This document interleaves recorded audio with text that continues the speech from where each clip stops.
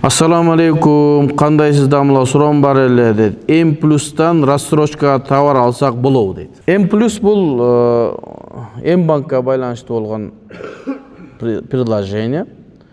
Ошону бүтүндөй азыр Кыргызстандагы соода борборлорунда М+ таркаган. Ошонун альтернативасы башка жолу кылып, адал рассрочка дегенде М Исламиктен иштеп чыктык. Ошо 2 жылдай убакыт кетти. Адал рассрочканы. Ушуга окшош эле. Бирок бул арам, адал рассрочка адал. Бунун эмне себептен арам десе, бул жерде 3 жак болот. Үчөө риба кылат дагы, бирөө сатып алуучу баягы М+ менен алган эч нерсе төлөбөйт да. Анан ойлойт, эчтеке төлөбөйт экен да, жөнүнө алат экен дейт. Үчөө бир иш кылып, экөө сүткорлук кылат деген сөз. Сүткорлуктун ал банк сүткорлук кылат, экинчиси сатуучу. Сатып алуучу өзүнүн басына алып кеткенге сүйүнүп кала берет. Ошого бул дурус эмес деп фатва берилген. Ошо кайра суралынат. Азыр эми адал рассрочка деген М Исламик өттүңөрбү? Адал рассрочка деп турат. Ошонун өзүндөй бирок ал жак мусабаканын өкүмүн киргизип, шариятка ылайык кылдык. Ага Исламский университетти киргиздик. Исламский университеттин студенттери ошол адал рассрочка аркылуу контракттарын, башка нерселерин ошол эч кандай кыйынчылыгы жок төлөй алат да. Банк төлөп коет, а банкка Исламский университет студенттери аз-аздан төлөп кудулуп коет. Эч кандай акы албайт. Ошону киргизип койдук, анан калган нерселерди шариаттын негизинде кылдык. Ошого М+тан эмес, адал рассрочкадан алсаңыздар жакшы болот иншалла. Assalamu alaikum. Калың менен махыр бир эле нерсеби? Эми ушул жерде кызык нерсени айтайын силерге. Мен мурда махыр менен калың бирдей деп айтып келчимин, да? Азыр оюм өзгөрдү. Махыр башка, калың башка. Жакшы суроо бериптир. Илгери биздин кыргыздар, эми баягы кыргыздын кыздары тарбиялуу болгондагы ата-энесинин сен чечкен нерсеңе макул деген. Анан ошол ата-энеси баягы шариаттын өкүмдөрүн билет, аны махыр деп отурбастан калың деп эле бала тарап тиги кудасына берген, ал ошону алганда анан кызга сеп кылып берген. Сеп, төшөгү, жабаны, башкасы, казан, табагы, супурасы, мына ошол нерсе аялдын мүлкү болуп эсептелген илгери. Мүлкүң эмне десе ошого жанагы Чыңгыз Айтматовдун Акбаранын көз жашында айтат го, тиги карышкыр дудап келет, анан мылтыкты бер, мен жолдо карышкыламага кол салбасын десе, ал тиги жолдошумдуку. Мен анын мүлкүн сага бере албайм. Менден сура, камыртыручу сура, берем дейт. Камыртыруч менин мүлкүм дейт. Камыртыручту билесиңерби? Анан ачыткан. Шыпыргыны сура, камыртыруч. Үйдүн ичиндеги жанагы маселелер аялдын мүлкү болгон. Ошого атасы алгандагы өз кишине кошуп туруп, ошо мүлк кылып кызына берген, ошол калың махыр бир болуп эсептелген. Азыр заман өзгөрүптүр. Мен келгенден кийин адамдардын жашоосун абалын көрүп туруп, фатваны өзгөрткөнгө мажбур болот экенсиң. Эми айтып атабыз, махыр башка экен, калың башка экен. Кандай? Азыр калың деп бала тараптан берсе, кыздын атасы алат экен дагы, кызга бир тиын акча бербестен аны баягы саңгырак тойго жумшайт экен. Каяктагы артисттерди алып келет экен, ага төлөйт экен $500,000, $2,000. Тойду чачып, арак менен, шарап менен макул. Арак шарабы жок болсо деле элге чачып, баягы тойдун немени калыңды той менен бүдүрөт экен, бисмилла. Алса кызга бир көйнөк алынат экен, албаса жок. Махыр деген нерсе кыздын өзүнүн акысы, ага эч ким киришкен акысы жок.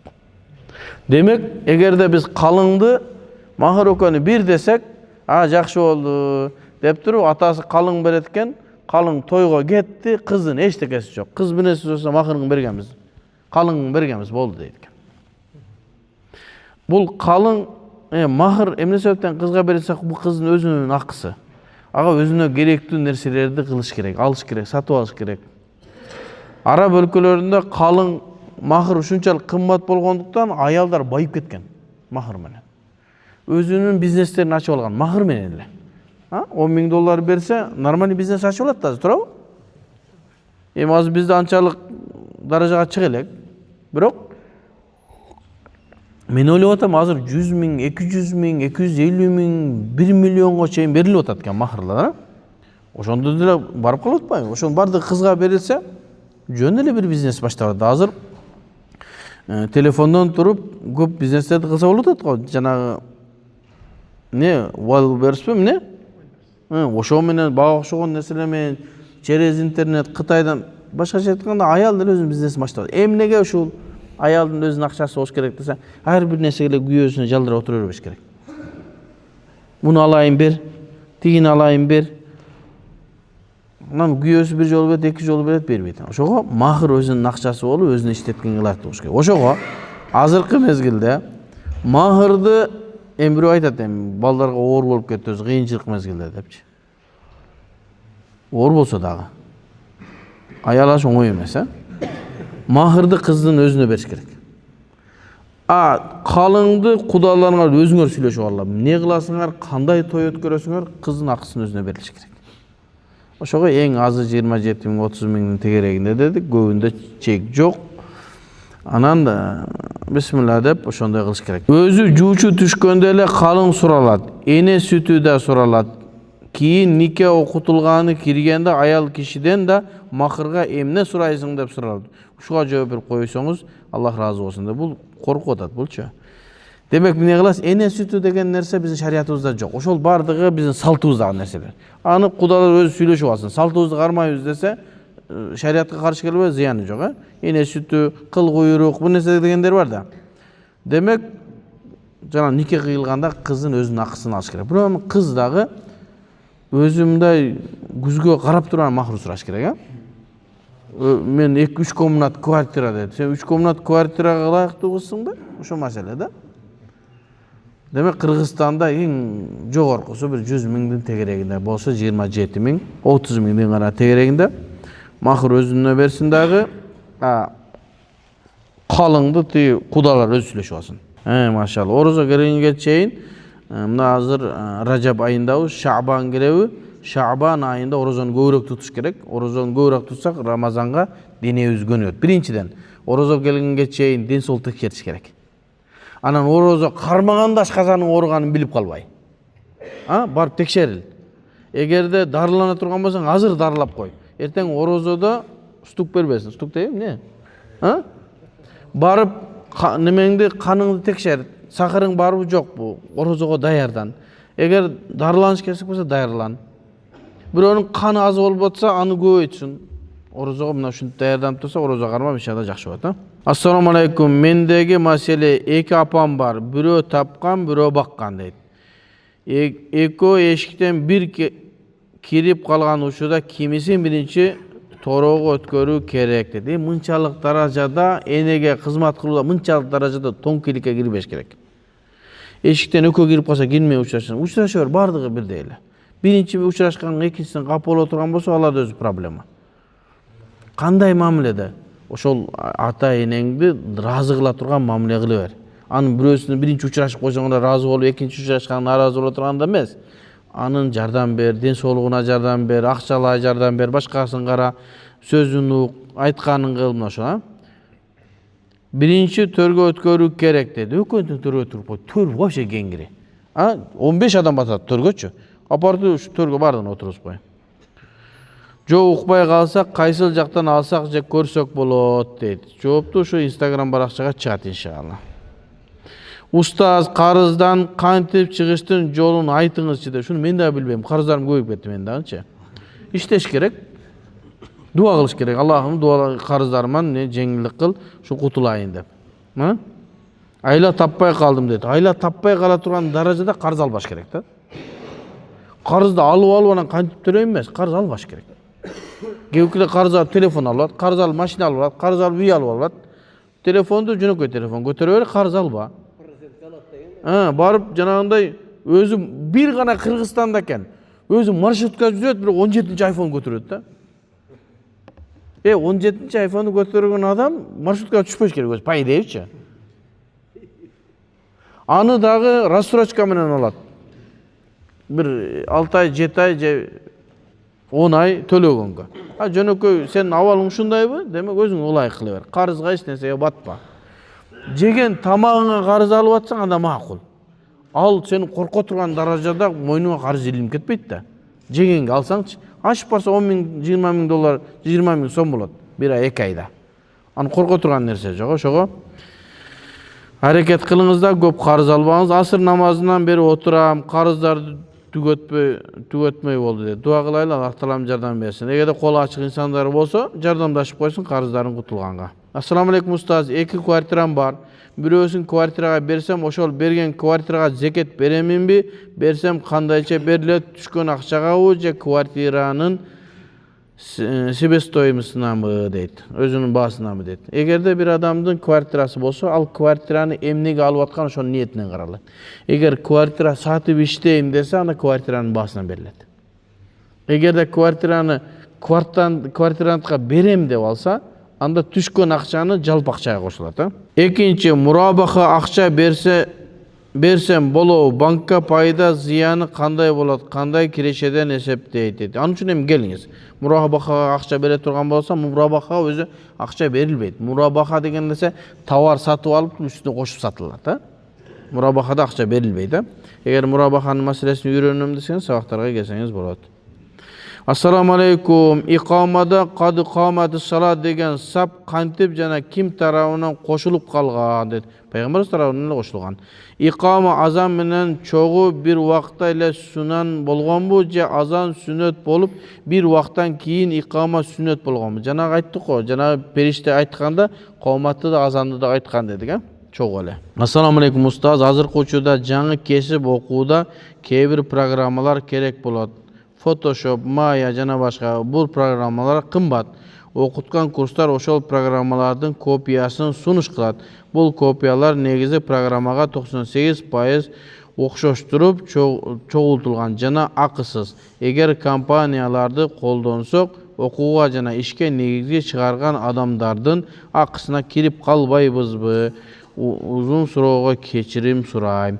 Ушул маселеге бир аз жооп берүүдө мен өзүм кармап жүрөм. Себеби көбүнчөсү ошолор мусулман эмес тараптардан болунат экен. Алар ошол таркап кеткен болсо, чыккан болсо, мына ошолор акылуу, ошол өзүлөрүнө жанагы пиратский немелер чыгабы? Мисалы үчүн Windows'тук бар, Windows'тукун чыгарып койгон. А сен ал интернетте барып иштете бересиң. Аны ошо Windows өзү бөгөт коюп алсын, ошолордун бардыгын тыйып чыгарбай турган кылып алсын. А биз турабы аны алып иштете беребиз. Себеби бизде эч кандай тыюу жок, же болбосо башка нерсе жок. Же болбосо бирөөнүн акысына кирди деген маселе. Бул Аллах ала мен ушинтип ойлойм, Ошолор өзлөрү коргоп алыш керек. Мисалы, кээ бирки футбол же башка нерсенин түз алып берүүлөр бар да. Ошо түз алып берүүлөрдү футболго жакын калганда жанагы жалгандан ала тургандарды жап коет. Бирөө UFC'ни мен немеден көрөм, сайттан көрөм, сатып албастан көрөм деп башталган тык жаап коет экен, болду. Жасалма сайттар менен алгандарды. Эми кээ бирки хакерлер бар экен, ошо эпте уурдап көргөзөт экен. Ошо окшогон нерселерге, арам нерселерге колдонбошу керек. Аны эми жалпы адамдар колдонуп аткан нерсени Аллах алам ошол компаниялар өзлөрү эмне кылыш керек? Чечим кабыл алып, ошолорду өзлөрү тосуш керек. Ошолор тосуп койсо, биз эмне кылабыз? Ошолордун сатып алабыз. Ассаламу алейкум устаз, түшүмдө Чубак ажы, Абдушкур ажы кирип хадис айтып ыйлатып атыптыр. Чубак ажы экөөбүздү дейт. Машалла, машалла. Балам 2,5 айлык операция болот дейт. Дуа кылып коюңуздар. Түшүңүз жакшы түш экен, алымдарды түш көрүү, ошолордой болууга насип эткен болсун. Балаңызга Аллах таалам шифа берсин. Ассаламу алейкум рахматуллах. Кечээ тынчыңызды алып жатканым үчүн мудараба болуш үчүн кандай шарттар аткарылыш керек дейт. Эми мудараба деген шариятыбызда уруксат берилген соода. Өткөндө кээ биркилер айтат, мурабаха деген бул риба, бул арам. Итет болуш керек. Шариятта адал болгон нерсени арам десең, динден чыгып кетесиң, коркунуч бар. Сен түшүнбөй эле ошенте берсең, өзүң билбеген абалда эртең барсаң, намазыңда, орозуңда жок болбос. Себеби адал нерсени арам деш динден чыгарат. Арам нерсени адал деш динден чыгаргандай эле. Ошонун сыгарындай бул мудараба, мурабаха деген шариятыбызда адал болгон соодалар. Мүмкүн аны аткарып аткан адамдар туура эмес кылып атса, ал ошолордун күнөөсү. Биз айтсак да, бир соодан же эмнени bir амалды айтсак, ушул шариятыбыз уруксат берсе, аны башка адамдар туура эмес кылып атса, ошонун туура эместигинен бул туура эмес деп айтпашыбыз керек. Ошол кылык туура эмес деш керек. Анан азыркы мезгилде мурабахага жакшыраак акылы жеткенде деле эсептелүү адамдар бар. Анан жөн эле экөө сүткор менен бирдей экен деп эле сүйлөй бербеш керек. Мудараба деген дагы ошол шариятыбыздагы адал болгон сооданын бирөөсү. Бул иш bir тараптан, акча экинчи тараптан болгон соода. Bir адам бар да, менин акчам бар, бирок иштегенге менин убактым жок. Же болбосо бизнести түшүнбөйм. Кудай таала мага акча берип калды. Мен bir иш билги бирөөгө мудараба акчаны берем. Акча менден, иш сенден. Ортодо келишимдер бар. Шариятта Ханафи мазхабта мударабанын келишимдери кеңири жазылган. Аны бардыгын бул жерге айта албайбыз. Эмне кылабыз? Келишимдин негизинде мүмкүн 50-ге 50, мүмкүн 60-га 40, мүмкүн 70-ге 30, 80-ге 20 түшкөн пайдадан бөлүп алышат. Эгерде bir кырсык боло турган болсо, ал кырсык караланат. Амрун самауийюн бу же ошол адамдын шалакылыгынамы? Амрун самауийюн деген нерсе адамдардын андан сактанып калуусу мүмкүн болбогон кырсыктар. Өрт, жер титирөө, чөгүп кетүү, ошо окшогон нерселер. Мындай боло турган болсо, биринчи кирешеден чыгарып, андан кийин расыл малга келинет. Ал эми расыл мал деген негизи акча. Эгерде тиги адамдын шалакылыгынан, иш кылуучунун шалакылыгынан улам боло турган болсо, ага өзүнчө чара көрүлөт. Кандай? Мисалы үчүн, азыр кыш, жайкы кийимдерди алып келип сатат, сенин акчаңды алып алып, өтпөйт. Банкрот болосуң. Ал буну сенин шалакылыгыңа, иш билбегендигиңе, же болбосо кышта мороженое сатып атсаң, мисалы. Ошо окшогон маселелерди каралынат, аны эгерде банкрот болуп кала турган болсо, атайын комиссия түзүлөт да каралынат. Бул кантип банкрот болуп калды, анан ошол маселени чечилет. Ошого эгерде мударабага акча берем десе, бул шариятка ылайык. Азыр М-банкта мудараба ачылынды, 13% бекен, 15% ушундай. Акчаңды салып коесуң, договор эң азы 3 ай бекен ушундай. Акчаңды салып коесуң, ал акчаңды иштетет. Иштеткенде биз эми исламикте адал жакка иштетет. Мурабахага, мударабага, ижара мунтахия биттамлик, жана адал рассрочка, ошо окшогондорго иштетет дагы, түшкөн акчадан сиз менен бөлүшөт. 15%, 14%га чейин.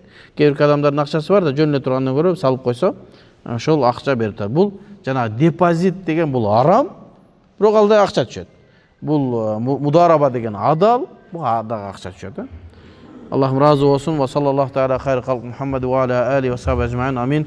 Аллах таалам ушу берген илимдерибиз пайдалуу илимдерден кылгын. Аллахым адашуудан Аллахым өзүң асырагын, элибизге, жерибизге тынчтык, аманчылык бергин. Кол көтөргөн мусулман бүт туугандарыбыздын баардык күнөөлөрүн кечирип бейиши кылгын. Аллахым ушу жаман көз, жаман сөздөрдөн асырап, элибизге тынчтык берин. Рахматка.